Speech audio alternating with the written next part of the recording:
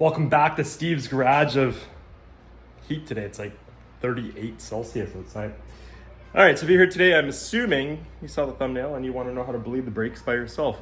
And we can do that. Today we're working on this beautiful 1998 Eagle Talon that I just put an engine and transmission and I went to move it and there were 0 brakes. And then I realized at some point during its life, somebody put new brakes and calipers all the way around.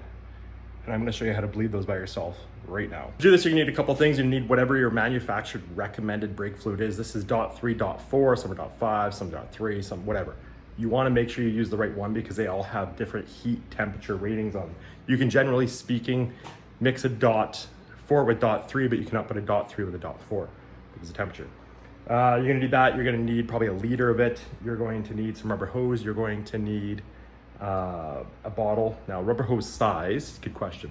Rubber hose size, I don't know. I just checked the box and there's nothing on it. So, because I buy it in bulk, because I do carbon fiber and I always use it. So the stuff I'm using is, that would have been easy, 5/16 ID. I don't know what the OD is, but all right, let me show you what you got to do here. So I got my bottle cap lid, I've got my hose, and my drill bit that's the same size as the OD on this hose, which is 23/64. So I'm going to drill a hole in there. And I'm going to pull this through. And just like that. So I also pulled the breather out, wanted to show you guys. So this is the bleeder out of the right rear brake. And it's nice and tight when you put it on there. So that's what you want. You want to make sure it's a tight seal on there. You don't want any air getting in there. When bleeding, you always want to go furthest from your master cylinder. So my master cylinder reservoir is over there. So we're going to go from there to there to here to there. And we may have to do it twice. Next thing that is important to note, brake fluid is what they call hydroscopic, so it will absorb moisture like crazy. So you want to make sure there's no moisture near it. Now we're going to be working with a water bottle or pop bottle or whatever you're using. You want to make sure it is dry. Now, the one thing you want to do that's really important when you take the bleeder out to make a video is you don't want to completely walk away from it and go have lunch, because then you end up with a liter of brake fluid on the floor. So that's awesome. As a side note, we'll take this as a teachable moment. Brake fluid is very, very, very corrosive and will destroy the paint on your wheels. These are brand new wheels too. So I'm using what's called Brake Clean, and I'm gonna spray them really good and break down all the oil that's on there. And then I'll wipe it off and probably do that a couple times to make sure we get it all, because it will destroy these wheels so fast. Okay, so I got my water bottle, I got the hose we drilled in there, and then I've got a little bit of brake fluid on the bottom. And what we're gonna do is we're gonna take this.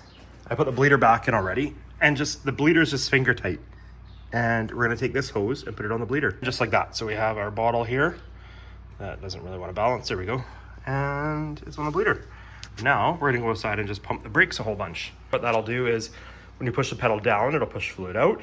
And when you let it go back in, it'll pull the fluid back in. So you'll get some air at first, and then it'll eventually work its way back and forth.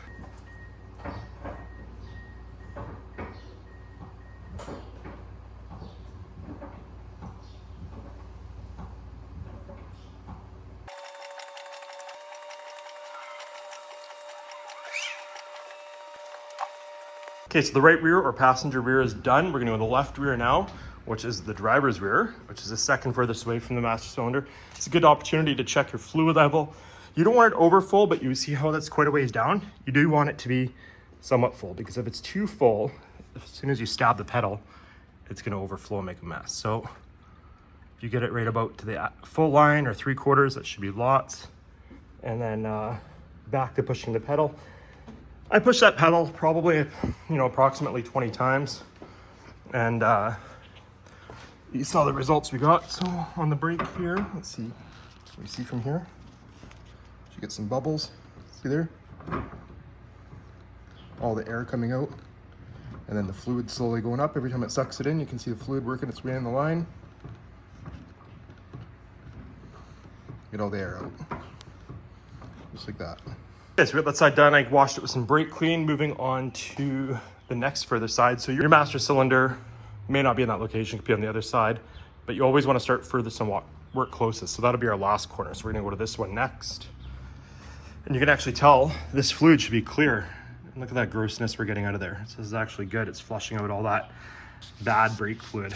So same deal, we'll get the line on the bleeder back there, right there. And so you got this rubber cap you got to pull off. which might be harder with my, oh, I got it. Crack it loose and put your hose on there. As you're doing this, remember full strokes. You want to go all the way to the floor and all the way up. And I can feel the pedal getting harder and harder every time I go to a new corner. So that's a good sign. All the way to the top, all the way to the bottom, about 20 times per corner. Just like that. And keeping an eye on our reservoir. The front calipers are bigger than the rear, so they will use more fluid. Keeping an eye over here, make sure we have no major leaks. Everything's looking good. We're starting to suck the fluid from the bottle in, removing all the air. So that was 10, so we'll give it 10 more pumps. Once you got it done, tighten it up and then pull off your hose just like that. Plug it with your finger so you don't get it all over your wheel. And make sure you put your rubber cap back on after that's in there. Otherwise you're gonna fill that bleeder with debris and you don't want that. All right, last corner. Oh yeah. This one usually has the most air in it because it's the last one. So all the air has kind of worked its way up to that point. Okay, less and less air every time. I think we're about there now. And what we're looking for now is a good firm hard pedal. It might take the first pump to get it hard, which it didn't in this case. It's nice solid hard pedal. That's what we're looking for. You can fire up your car now and make sure it's all good. Once it gets under vacuum, it may feel a little bit different. Traditionally, to like really get all the air out, the best way to do it is the same system, furthest to closest from the reservoir, but you're gonna wanna pump your brake about 20 times and hold the brake. Somebody will crack the bleeder, let out all the fluid and air, close it, make sure you have something to catch it. I cannot stress enough that brake fluid is corrosive. If it gets on any painted surface, it will destroy it, including your entire body panel. Be careful. All right, guys, I hope that video helps you a little bit in your journey or quest or whatever you're doing. Thanks for watching. We'll see you on the next one.